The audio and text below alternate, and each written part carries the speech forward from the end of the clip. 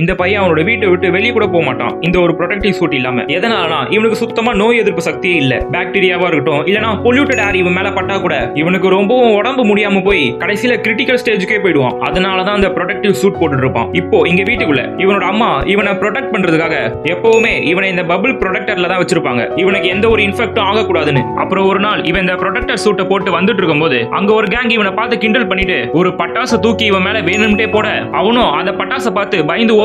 அப்போ தடுக்கி கீழே விழ ப்ரொடக்டிவ் சூட்டுமே கிழிஞ்சிடுது. உடனே அவங்க அம்மா வந்து டேமேஜ் ஆன ஹோல டேப் போட்டு அடைக்கிறாங்க. அப்போ கொஞ்ச நேரத்திலேயே நம்ம சுவாசிக்கிற நார்மல் காத்து தான் அது இவன் மேல பட்டதுமே இவனுக்கு ரேஷஸ்லாம் வர ஆரம்பிச்சிச்சு. உடனே இவனோட பேரண்ட்ஸும் இவனை அவசரமா ஹாஸ்பிட்டல் கொண்டு போறாங்க. அங்க போய் இவனை ஒரு ஆன்டிசெப்டிக் ரூம்ல விட்டுட்டு, அதாவது ஜெர்ம் ஃப்ரீ ரூம்ல விட்டுட்டு அங்க இருந்த டாக்டர்ஸ்லாம் இப்போ இவனோட அம்மா கிட்ட இப்போ நீங்க இந்த ப்ரொடக்டிவ் சூட்டை கழட்டலாம்னு சொல்ல அவங்களுமே பயத்திலேயே கழட்டுறாங்க. பார்த்தா இவனுக்கு எதுவுமே ஆகலன்னு எல்லாருமே ஆச்சரியத்தோடயே பார்த்துட்டு இருக்காங்க. இவங்க அம்மாவும் ரொம்ப சந்தோஷமாயிடுறாங்க. அப்புறம் சீக்கிரமாவே இவனுக்கு எதனால இந்த மாதிரி ஆச்சுன்னு சர்ஜரி பண்ணி கண்டுபிடிக்கலாம்னு ஆபரேஷன் பண்றாங்க. எந்த ஒரு அனஸ்தீசியாமே கொடுக்காம இவனுமே அதை பாக்குறான். அப்போ எதிர்க்க ஒருத்துல இவனோட உருவம் ரொம்பவும் கொடூரமா வர மாதிரி ஹாலுசினேஷன் பண்றான். ஆபரேஷன் முடிஞ்சதும் இந்த விஷயத்தை பத்தி அவங்க அம்மா கிட்டயும் சொல்றான். ஆனா இவனோட அம்மா இதெல்லாம் மனப்பிராந்தி தான்டா பரவாயில்லன்னு சொல்லி சமாளிச்சிடுறாங்க. அப்புறம் ரொம்ப சீக்கிரமாவே இவனுக்கு மேஜர் ஆபரேஷன் பண்றாங்க பிரெயின்ல. இப்ப அவன் இன்னுமே ரொம்ப மோசமாயிட்டே போறான். இவனுமே கடைசியில புரிஞ்சுக்கிறான் நம்மளை இவங்க குணப்படுத்தல, நம்மளை வச்சு ஒரு எக்ஸ்பெரிமெண்ட் பண்றாங்கன்னு.